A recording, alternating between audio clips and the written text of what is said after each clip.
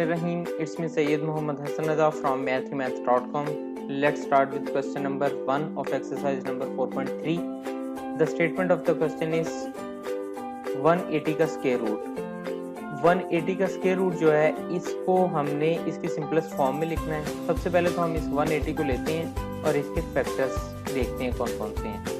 Factorisation इसकी हमने की, वो फैक्टराइजेशन इस तरह से की कि इसको 2 पर डिवाइड किया 90 आ गया, 90 को 2 पर डिवाइड किया 45 आया, 45 को 3 पर डिवाइड किया तो 15 आ गया और 15 को फिर 3 पर डिवाइड करेंगे तो 5 आ जाएगा। इसका ये मतलब है कि यहाँ पर ये 2, 2, 3, 3 और 5 ये इन पांचों को अगर हम मल्टीप्लाई करें तो ये हमारे पास 180 आ जाएगा।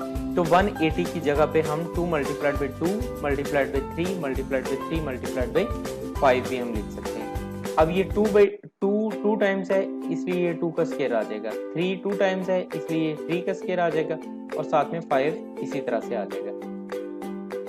अब यहाँ पर ये जो स्क्वायर रूट है ये स्क्वायर रूट इसका भी है, इनका भी है, इसका भी है, तो स्क्वायर रूट को हम सिंपली सेपरेट कर लेते हैं। ये आ जाएगा 2 का स्क्वायर रूट, 3 का स्क्वायर रूट और 5 का स्क्वायर रूट। यहाँ स्क्वायर और स्क्वायर रूट कैंसिल हो गया, यहाँ स्क्वायर और स्क्वायर रूट कैंसिल हो गया, तो 2 multiplied by 3 that is equal to 6 square root of 5 आ जाएगा और ये इसकी सिंपलेस्ट फॉर्म। ये क्वेश्चन कंप्लीट हो चुका है। अगर आपको इसमें कोई कंफ्यूजन है तो आप हमसे कांटेक्ट करें।